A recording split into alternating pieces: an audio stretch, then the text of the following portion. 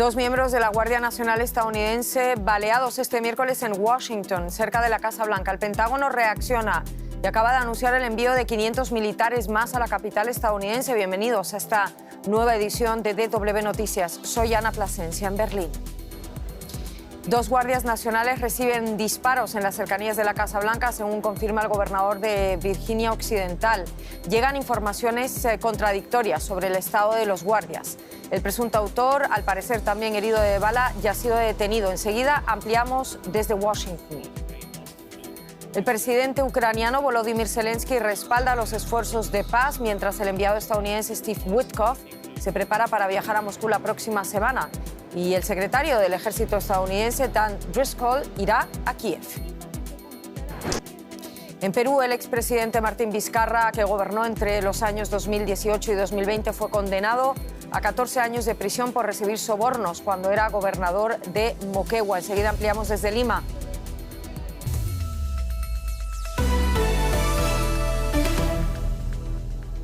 Abrimos nuestro informativo con una última hora que nos llega de los Estados Unidos. Dos agentes de la Guardia Nacional fueron baleados este miércoles en un tiroteo cerca de la Casa Blanca, en el que fue arrestado un hombre. El presidente Donald Trump, que se encuentra en Florida con motivo de las vacaciones del Día de Acción de Gracias, reaccionó a través de su cuenta a través de su red social Truth Social y calificó de animal al sospechoso. Los disparos se produjeron a pocos pasos de la Casa Blanca. Las fuerzas del orden respondieron con celeridad, acordonaron la zona y pidieron a los transeúntes refugiarse en edificios cercanos. Los militares de la Guardia Nacional permanecen en Washington desde agosto, tras órdenes de Trump y en medio de esas tensiones con las autoridades locales por los despliegues federales. Tras el tiroteo, el Pentágono anunció el envío de 500 militares más a Washington. Y queremos intentar conocer más detalles. Hablamos con José Díaz Briceño en Washington. José, ¿qué me puedes contar tú sobre lo ocurrido, sobre el estado de los guardias heridos de bala y sobre el presunto autor? Un ataque dirigido en contra de una patrulla de guardias nacionales en la zona de oficinas a 2 cuadras de la Casa Blanca. Así refirieron autoridades locales después de este ataque, que en principio habría sido llevado a cabo, de acuerdo con Jeff Carroll, el subdirector de la policía local de esta capital estadounidense, por un hombre armado que habría tomado por sorpresa a al menos 2 guardias, pero que fue rápidamente contenido por otros miembros de la misma fuerza que estaban patrullando el lugar. Tanto los guardias nacionales como el presunto tirador están en hospitales locales y, de acuerdo con el director del FBI, Kash Patel, los dos guardias nacionales están en condición crítica. Esto luego de informaciones contradictorias por parte del gobernador de Virginia Occidental, de donde son ambos guardias que están recibiendo tratamiento en este momento. Sobre los motivos, la policía local todavía pues no se atrevió a decir exactamente de qué se trataban ni sus sospechas, pero eso sí aseguraron que se trató de un arma de fuego y que básicamente fue un ataque dirigido contra ellos. José, tenemos ya además una primera reacción del presidente Donald Trump y de J.D. Vance. Trump, como sabemos, se encuentra en Florida y ya tenemos una primera medida, no sé si me la puedes confirmar, del envío de más militares que se van a desplazar a la capital. Sí, hasta esta mañana había alrededor de 2.200 tropas de la Guardia Nacional desplegadas aquí en el Distrito de Columbia, la capital de Estados Unidos. Y el secretario de Guerra, Pete Hegseth, confirmó que el presidente Trump había solicitado que se enviaran otros 500 efectivos. Hay que decir, como bien mencionabas al inicio, el despliegue de la Guardia Nacional en la capital estadounidense ha sido sumamente polémico, pues el patrullaje por parte de militares y de labores de policía por parte de las Fuerzas Armadas es un tema muy sensible en Estados Unidos, pues Existe una ley que se llama Posse Comitatus y desde finales del siglo XIX se prohíbe a las Fuerzas Armadas involucrarse en estas labores. Incluso en días recientes ya un juez federal había dado la razón a autoridades locales para sacar a la Guardia Nacional del Distrito de Columbia, pero les había dado 3 semanas para que se desplazaran de esta ciudad. Veremos si cambian los planes y las decisiones judiciales a partir de los hechos del día de hoy. 2 agentes de la Guardia Nacional baleados este miércoles muy cerca de la Casa Blanca. Nos lo cuenta José Díaz Briceño. Muchísimas gracias por todo esto en Washington. José, un saludo. Hablamos de Ucrania y que continúan los esfuerzos diplomáticos para poner fin a la guerra. El Kremlin afirmaba este miércoles que las conversaciones en curso sobre la propuesta estadounidense son un proceso serio. Esas declaraciones llegaban antes de la visita prevista para la próxima semana a Moscú del enviado especial estadounidense Steve Witkoff. El presidente estadounidense Donald Trump ha defendido a Witkoff de diálogos filtrados por la agencia Bloomberg que sugieren que Witkoff habría asesorado a un alto funcionario ruso sobre cómo presentar las condiciones de paz al presidente estadounidense. Mientras tanto, continúan los duros ataques de las fuerzas rusas contra Ucrania. Edificios residenciales en llamas tras un nuevo ataque ruso con drones en Zaporilla, en el sureste de Ucrania. Mientras continúan los combates, parecen acelerarse los esfuerzos diplomáticos liderados por la administración Trump. El enviado estadounidense Steve Witkoff viajará a Moscú la próxima semana con la intención de llegar a un acuerdo que ponga fin a la guerra. Están hablando con Rusia ahora. Steve Witkoff viajará allí y creo que se reunirán con el presidente Putin la próxima semana en Moscú. Pero la participación de Witkoff ha sido objeto de escrutinio. La transcripción de una llamada telefónica filtrada por la agencia Bloomberg sugiere que en octubre asesoró en privado a un alto funcionario del Kremlin sobre cómo presentar un acuerdo de paz a Trump. Semanas más tarde, Estados Unidos presentó un controvertido plan que para muchos se alinea con los intereses de Moscú, aunque esa propuesta ha sido revisada desde entonces. Trump minimizó la polémica y dijo que todo forma parte del proceso de negociación. ¿Escuchó el audio de Bloomberg en el que Witkoff asesora a los rusos sobre cómo convencerlo a usted? No lo escuché, pero es algo habitual porque tiene que ofrecer algo a Ucrania, también a Rusia. Eso es lo que hace un negociador. Hay que decir, mira, ellos quieren esto, tienes que convencerlos con esto. Es una forma muy habitual de negociar.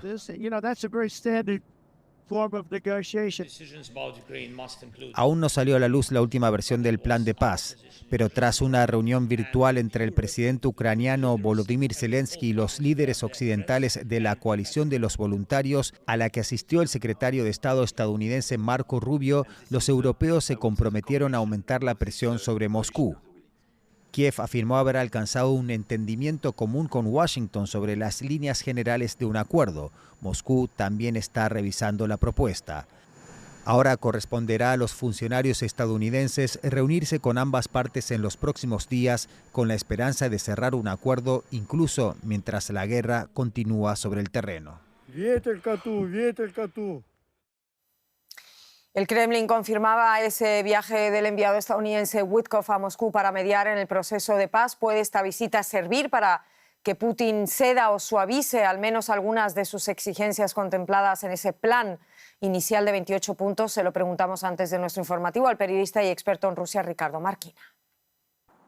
Saludos desde el Báltico. Bueno, pues podemos encontrar argumentos a ambos lados del espectro geopolítico. Por una parte, si nos atenemos a lo que han dicho los altos funcionarios del Kremlin durante estos últimos 4 o 5 días, parece imposible que Moscú vaya a ceder a las pretensiones de Kiev y sus socios europeos de modificar ese plan de 28 puntos presentado inicialmente por Estados Unidos. Ha dicho que esas propuestas europeas son una intromisión en los asuntos bilaterales entre Estados Unidos y Rusia y que son simplemente inaceptables para Moscú, pero por otro lado, completamente opuesto, el hecho de que Witkoff vaya a estar la semana que viene en Moscú nos dice que las conversaciones no están muertas, que siguen adelante, y eso que esos 28 puntos incluyen garantías de seguridad, casi un artículo 5 de la OTAN a la carta para Ucrania, con lo cual vemos que hay una voluntad real de dialogar. De todos modos, existe siempre el riesgo de que Estados Unidos y Rusia se vayan a reunir en Moscú sin representantes de Kiev ni de la Unión Europea para intentar decidir de nuevo el futuro de Ucrania sin Ucrania. Seguimos hablando de Ucrania, pero para eso volvemos a Alemania, porque aquí el canciller alemán Friedrich Merz comparecía este miércoles ante el Pleno de la Cámara Baja del Parlamento en el marco, en realidad, del debate en torno al proyecto presupuestario del Estado para el próximo año, pero también en esas declaraciones aseguraba a los diputados que la paz en Europa depende de un firme apoyo a Ucrania. No dudó en reiterar su petición de que los activos rusos congelados se utilicen para abastecer de armas a Kiev. En este conflicto solo hay un agresor. Identificar quién es ese agresor es clave para poder orientarnos y encontrar una solución. Señoras y señores, para que podamos tomar decisiones políticas y para que unas negociaciones reales puedan empezar, Putin tiene que darse cuenta de que su guerra no tiene sentido. Por eso digo que no vamos a reducir nuestro apoyo a Ucrania. Apoyaremos al pueblo ucraniano durante el tiempo que haga falta. Y queremos usar los bienes rusos congelados justamente para este objetivo. Putin debe entender que no puede ganar esta guerra a costa de la libertad y la paz en Europa. En un debate destinado a los presupuestos federales de 2026, tanto el canciller, el conservador Friedrich Merz, como la líder del principal partido opositor, la ultraderecha de Alternativa para Alemania, AfD, dedicaron una parte importante de sus intervenciones a Ucrania. En primer lugar, porque una parte de esos presupuestos van destinados a apoyar a Ucrania en su guerra contra la invasión rusa. Merz confirmó que su gobierno destinará el próximo año 3.000 millones de euros adicionales a Ucrania, hasta un total de 11.500 millones. El canciller prometió hoy que no dejará de apoyar a Ucrania mientras dure la guerra e insiste en usar los intereses generados por los activos rusos congelados en la Unión Europea para apoyar al ejército ucraniano. En segundo lugar, porque la líder de Alternativa para Alemania, Alice Weidel, ha atacado al gobierno por su apoyo financiero a Ucrania. La líder de AfD propone a los conservadores de Merz un plan de 12 puntos que incluye, entre otras cosas, volver a importar gas ruso. El telón de fondo de todo este debate es la recesión que Alemania arrastra desde hace 3 años, en parte por las consecuencias de la guerra en Ucrania, como el fin de la llegada del gas ruso que tanta competitividad daba a la industria exportadora alemana. El gran reto de estos nuevos presupuestos es devolver a la primera economía europea al crecimiento. De otra forma, la ultraderecha de AfD muy probablemente seguirá creciendo las encuestas. La próxima gran prueba electoral será el próximo otoño en 2 elecciones regionales del Este, en las que AfD podría incluso conseguir mayoría absoluta, algo que haría peligrar seriamente la continuidad del gobierno de Merz. Vamos ya con la economía y hablamos de renovables en Argentina. Andrés. ¿Qué tal, Ana? Hablamos de renovables en Argentina y todo un hito para el país sudamericano porque por primera vez en la Argentina las fuentes renovables contribuyeron más de la mitad de la generación eléctrica. Esto ocurrió en el pasado mes de octubre. Según el informe mensual de Regional Investment Consulting, la energía solar, eólica y de hidroeléctricas contribuyeron el 51,5% de participación renovable en la matriz eléctrica argentina. Para esta entidad, el récord mensual representa un cambio estructural en la matriz energética del país. A su vez, el estudio indica que los subsidios al servicio energético han bajado. Pasaron de representar el 51% del costo total en julio al 30% en octubre. Y para hablar de esto contamos ahora mismo con la ayuda de Juan José Preciado. Él es CEO y presidente de RIXA, Regional Investment Consulting, autora de este informe del que estamos hablando. Juan José, cuéntanos para empezar, ¿qué hizo posible que Argentina supere la barrera del 50% en renovables? ¿Qué aportó el sector privado? ¿Qué aportó el Estado? ¿O hubo alguna sinergia entre ambos? Básicamente, como decís vos, hubo una sinergia muy significativa entre ambos, más allá de las condiciones climáticas que ayudaron a que se logre este nivel de generación, pero hubo básicamente un aumento de carga, básicamente por mayores niveles de eficiencia, y también básicamente por lo que es un sostenimiento que vamos viendo año a año que las renovables tienen en la matriz energética. Y ampliando el panorama un poco, Juan José, ¿cómo se comparan estas cifras de Argentina con otros países de la región de Latinoamérica en materia de renovables? Mira, si lo comparamos con nuestros países vecinos, todavía estamos muy lejos. Partamos de la base que nosotros somos un país donde su matriz energética históricamente estuvo muy condicionada por los hidrocarburos. El famoso vaca muerta tiene un rol muy significativo con el aporte del gas. Entonces, si vos lo comparás con países como Uruguay, con Brasil, donde el aporte de los renovables es muy significativo, estamos lejos.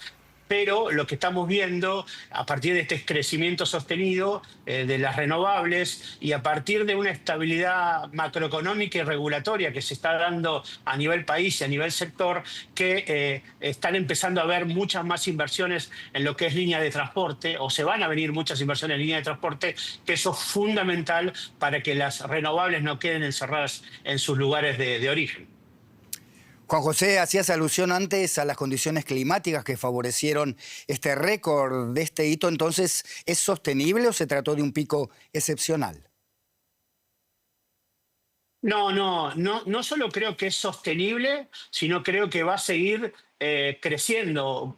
Ustedes tengan en cuenta que la capacidad que tiene la Argentina en materia de generación eólica y solar no llega ni a la mitad de la capacidad natural que tiene nuestro país. Hoy el gran condicionante son las líneas de transmisión y las líneas de transporte, que esa es la gran asignatura que tiene este gobierno para los próximos años, para darle evacuación a las renovables. Entonces yo considero que va a haber sostenibilidad. También contribuyó a esa sostenibilidad el mercado, el MATER, el mercado a término, que ya se va de 9 a 10 años que está sostenido, está teniendo un crecimiento sostenido, y eso también está acompañando a que el sector crezca. Sumado a un proceso de desregulación del mercado eléctrico, donde ahora las partes van a poder comprarse energía, los generadores y los grandes usuarios y distribuidores. Yo creo que esa combinación de la naturaleza que tenemos en materia renovable,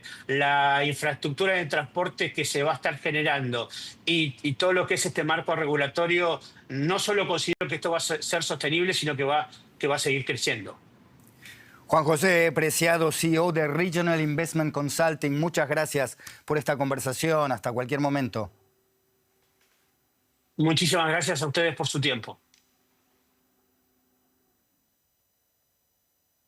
Sin pausa, sigue la información en Deutsche Welle. La violencia de los colonos en la Cisjordania ocupada se ha intensificado. Según Naciones Unidas, en el mes de octubre se registraron más de 500 incidentes, una cifra récord. La escalada afecta también a los activistas israelíes que tratan de proteger a los palestinos, como sucedió recientemente con una comunidad beduina donde ciudadanos israelíes trataban de ayudar. Los activistas de derechos humanos israelíes afirman que desde los atentados terroristas de Hamás del 7 de octubre de 2023 su labor se ha vuelto mucho más peligrosa.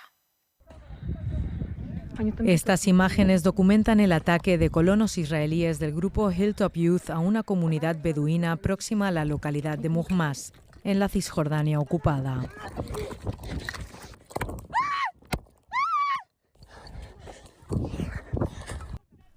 La grabación es de Lisa, del grupo de activistas israelíes Togat Tzedek, que documenta violaciones de derechos humanos contra la población palestina en Cisjordania.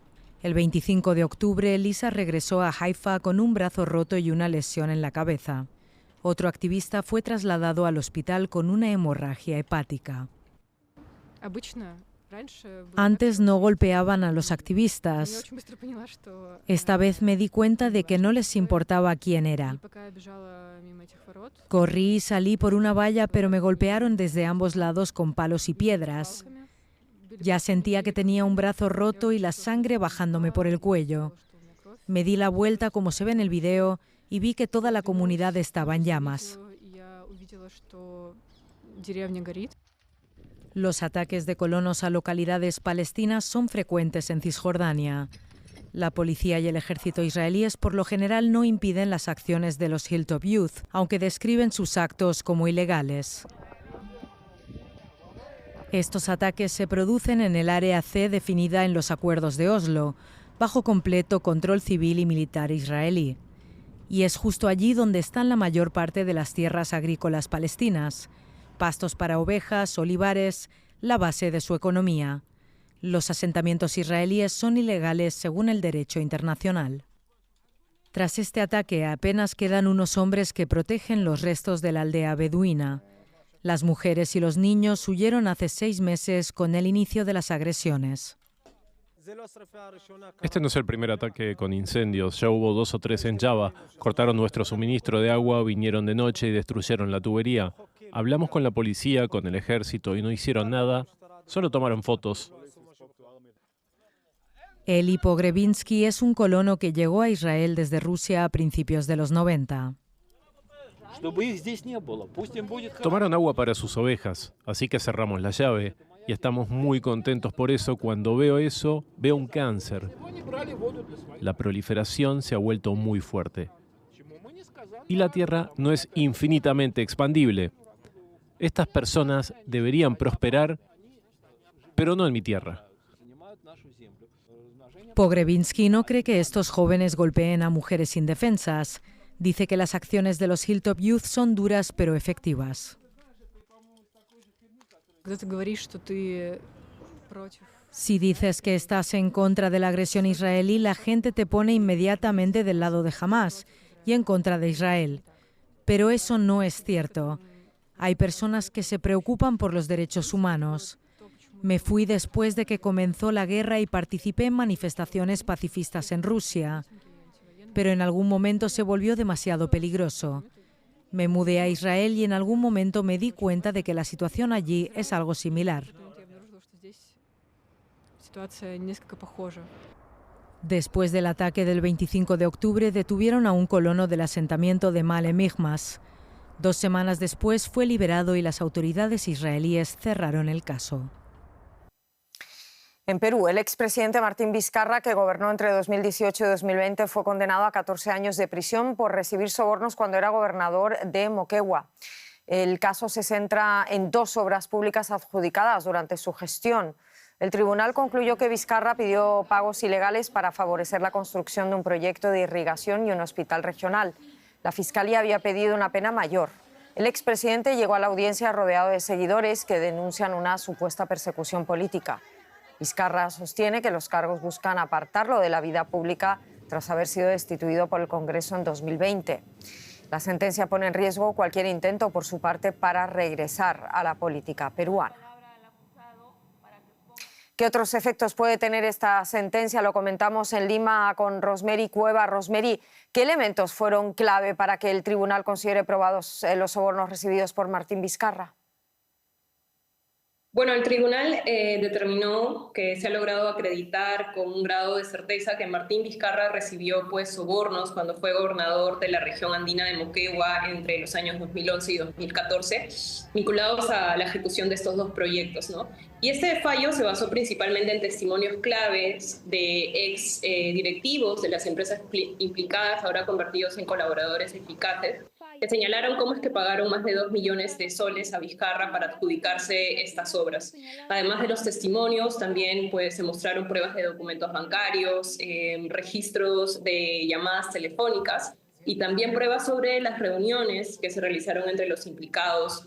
De acuerdo con la Fiscalía, este pacto, este acuerdo, se habría realizado en 2013 y el pago de los sobornos se realizaron entre 2014 y 2016. Martín Vizcarra deberá ahora ingresar al penal de Barbadillo en Lima hoy mismo, donde de hecho ya se encuentran presos los expresidentes Alejandro Toledo, Ollanta Humala y Pedro Castillo, para cumplir esta condena de 14 años. Vizcarra es el 4º expresidente peruano actualmente preso y acusado por delitos de corrupción. ¿Cómo interpretar ese mensaje de Vizcarra, Rosemary, en redes sociales donde hablaba de venganza y de pacto mafioso? ¿Qué significa, sobre todo, me pregunto, que siga figurando entre las primeras opciones de los peruanos para las elecciones del próximo año, pese a la sentencia? La narrativa que mencionas de Vizcarra se ha mantenido durante todo este proceso de investigación que inició en 2020 y que de hecho fue el argumento que entonces tuvo el Congreso para poder destituirlo como presidente, y desde entonces él ha mencionado que es un perseguido político y se refiere con pacto mafioso a las bancadas del Congreso que están acusadas de actuar en conjunto para responder a sus propios intereses y mantenerse en el poder, ¿no? Entre ellas bancadas como Fuerza Popular y Alianza para el Progreso, son las que empujaron en ese entonces su destitución. Vizcarra siempre ha afirmado que es inocente, pues, pero su defensa no ha podido comprobar esto ante la justicia. Y que Vizcarra sea una de las primeras opciones para los peruanos según los sondeos, pues refleja que existe un electorado muy fragmentado y que también está cansado de la clase política, ¿no? Para esta parte de la población, pues el reconocimiento el nombre de un candidato pesa más que la situación legal a la que se está enfrentando, ¿no? Para una parte de los peruanos, Vizcarra tiene un recuerdo positivo de lo que fue su gestión como presidente, y en ese escenario electoral eso le permite, pues, estar aún en la conversación política a pesar de los límites que hoy tiene, ya que la sentencia también ha ordenado su inhabilitación en cargos públicos por 9 años. Muchísimas gracias por todo esto, Rosemary Cueva. Como siempre, un placer en Lima. Un saludo. Gracias. República Dominicana autorizó a Estados Unidos a utilizar por tiempo limitado su principal aeropuerto y una base aérea para operaciones logísticas en medio del despliegue militar en el Caribe. Así lo anunció el presidente dominicano Luis Abinader junto a Pete Hegseth, jefe del Pentágono. Hegseth llegó este miércoles a Santo Domingo con el objetivo, según Washington, de reforzar esa coordinación bilateral destinada a interceptar embarcaciones que presuntamente transportan drogas desde Sudamérica. El viaje de Hegseth tiene lugar mientras Washington incrementa esa presión sobre Venezuela tras designar al denominado Cártel de los Soles como grupo terrorista. Estados Unidos atribuye a esa presunta organización vínculos con el gobierno venezolano y su cúpula militar. Nicolás Maduro considera las acusaciones una excusa para promover un cambio de régimen en Venezuela. El Parlamento Europeo pide limitar el acceso a redes sociales a los menores de 16 años para contrarrestar los riesgos físicos y psicológicos a los que están expuestos los niños y adolescentes. En un informe no vinculante, los eurodiputados piden fijar esa edad mínima para acceder a redes sociales, plataformas de intercambio de videos y aplicaciones de inteligencia artificial. Según estudios citados en el informe, 1 de cada 4 menores presenta un uso del celular calificado de problemático o disfuncional. Nada más, con esto llegamos al final. Ya saben que tenemos mucho más también en nuestra página web dw.com y en nuestros canales de redes sociales. En nombre de todo el equipo, gracias por estar ahí.